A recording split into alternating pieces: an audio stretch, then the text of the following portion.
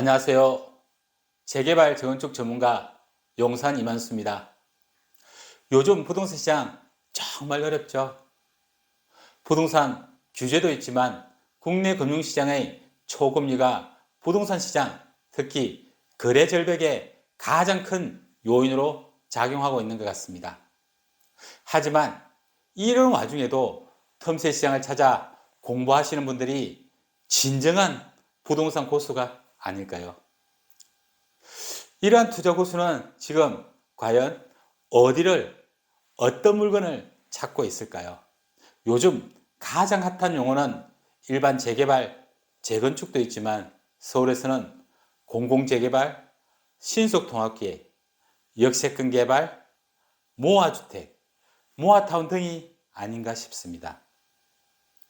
그리고 수많은 개발 예정지 중에서 어느 구역에 입지가 좋은지, 그리고 사업성이 뛰어난 곳이 어딘지, 그리고 과연 이 물건을 샀을 때 제대로 아파트 분양 자격이 나오는지 등에 대한 질문과 궁금한 점이 많은 것 같습니다. 오늘 영상의 핵심은 소규모 재개발 사업 등에 탄생하게 된 배경과 그리고 요즘 가장 핫한 모아타운, 모아주택에 대한 이야기를 해보도록 하겠습니다. 이 영상을 끝까지 보시고 모아주택, 모아타운 투자에 유의할 점을 꼭 명심하시고 투자하시기 바랍니다. 앞에서 말씀드린 공공재개발과 소규모 재개발 사업 등이 나오게 된 배경을 먼저 살펴보면 부동산 정책을 이야기하지 않을 수가 없는데요. 2017년, 18년 부동산 가격이 급등을 계속하고 있을 때였습니다. 계속된 가격 급등에 대한 부동산 대책 중 대출 규제라든지 취득세, 양도세, 종부세 등 세금 규제가 주를 이루고 있었는데요. 하지만 이미 치솟는 부동산 가격을 잡기에는 역부족이었습니다. 외부에서 전문가들이 결국 공급이 해결책이라고 하였지만 한 번 오른 가격은 쉽게 안정되지 않습니다. 2019년 12월 16일 대책에서 정부에서는 공급에 대한 인식을 하기 시작하였는데요. 그래서 내놓은 공급에 대한 대책이 바로 20년 5월 6일 5.6 대책이었습니다. 명칭은 공공재개발이었죠. 이 대책의 핵심은 민간에서 진행하는 재개발 사업이 진행 속도를 좀 더 빠르게 할 수 있도록 공공이 참여하여 지원하는 대책이었습니다. 그리고 얼마 후 8월 4일 공공 재건축에 대한 대책도 함께 나오게 되죠. 하지만 일부 공공이 참여하고 지원한다고 해도 오랫동안 막힌 공급에 대한 물결을 틀기에는 역부족이었습니다. 급기야 정부에서는 민간에서 주도하는 사업으로는 쉽게 공급을 할 수 없겠다 싶었던 거죠. 그래서 21년 2월 4일 대책으로 공공이 직접 사업 주체가 되기를 마음먹었던 거죠. 개인의 토지를 수용해서 정부에서 공공이 직접 진행하면 더 빠르게 아파트를 공급할 수 있을 것으로 생각했던 것입니다. 하지만 수용한다는 의미에 강한 반대를 붙이게 됩니다. 멀쩡한 개인의 땅과 집과 건물이 하루아침에 수용이 된다고 하는데 우선 공급을 준다고 한들 어느 누가 가만히 있겠습니까? 여기에 더 어처구니가 없는 것이 2월 4일 이후에 매수하면 바로 현금으로 청산한다고 하니 더더욱 난리가 난 거죠. 이사 대책 발표 후 공공의 주체인 LH 비리 사태가 터져버렸죠. 그래서 공공이 진행한다는 이야기에 신뢰가 바닥으로 떨어지게 된 거죠. 그리고 그의 서울시장님의 불의의 사고로 시장이 바뀌면서 서울 부동산 정책에 대해 격변의 시간이 오게 된 거죠. 오세훈 시장이 취임하면서 민간 재개발 시장에 숨통을 트기 위한 노력을 하게 되죠. 그래서 나온 정책이 바로 21년 5월 26일 신속통합기획이었습니다. 처음에는 공공기획 용어가 좀 그래서인지 신속통합기획으로 투자자들의 욕구와 잘 매치가 되었죠. 5.16 대책의 가장 중요한 것은 주거정비 지수제 등 6대 규제 철폐했는데 박원순 시장의 시장 억제 정책으로 구역 지정 자체가 불가능한 규제의 걸림돌이 한 번에 정리가 되게 된 거죠.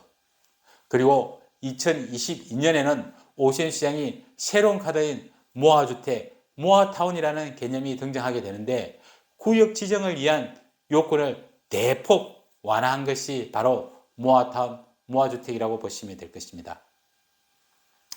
그래서 재개발 예정지 개념인 관리계획에 기반한 관리구역 지정으로 난개발을 방지하기 위한 권리산정 기준이, 즉 지분 쪼개기의 기준이 나오게 됩니다.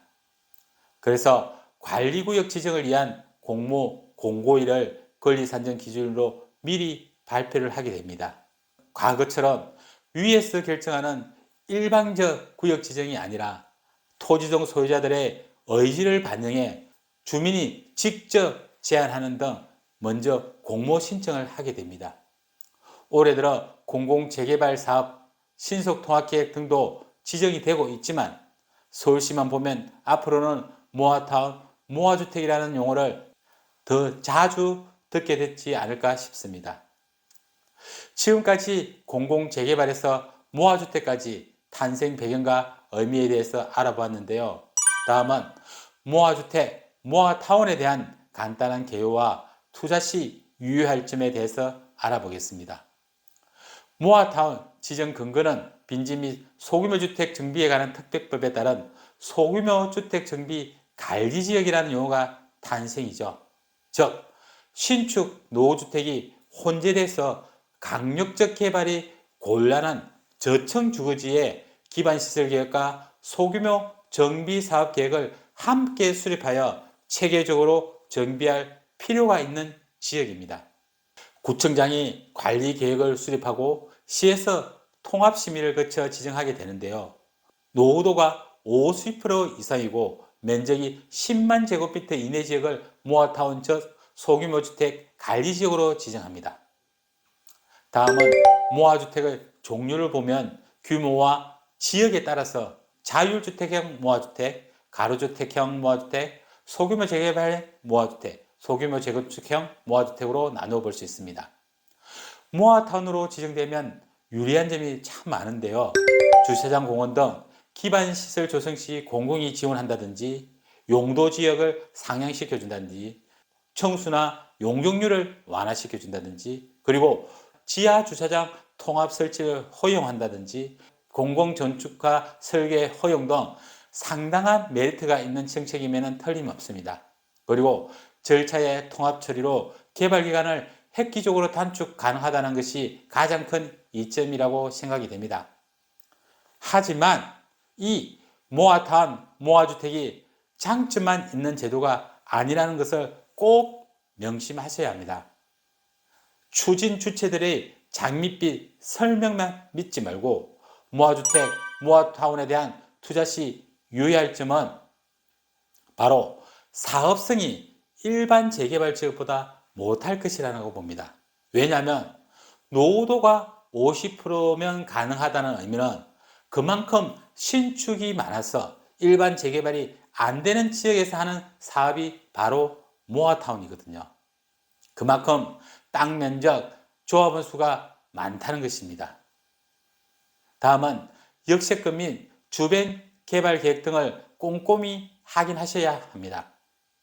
모아타운이 개발이 조금 더 빨리 되더라도 입지가 좋지 않아 향후 아파트 가격이 타 지역보다 낮으면 빠른 사업 진행이 내 재산 정책에는 도움이 안 되기 때문입니다. 그리고 마지막으로 모아주택 한 단지만 보지 말고 모아타운 전체의 사업 진행 여부를 확인하셔야 합니다. 자칫 나홀로 아파트 단지가 될 가능성이 있습니다. 그래서 신속한 절차와 사업 지원에 너무 기대지 말고 꼼꼼히 살펴보시고 투자하셔야지 본인의 재산을 날리는, 까먹는 그런 일이 없을 것입니다. 여러분, 재개발 투자의 위험과 수익은 내 본인 스스로 책임져야 합니다. 오늘은 모아주택에 대한 투자 시 유의할 점을 한 번 더 고민해 보시라고 오늘 영상을 찍어 보았습니다. 감사합니다.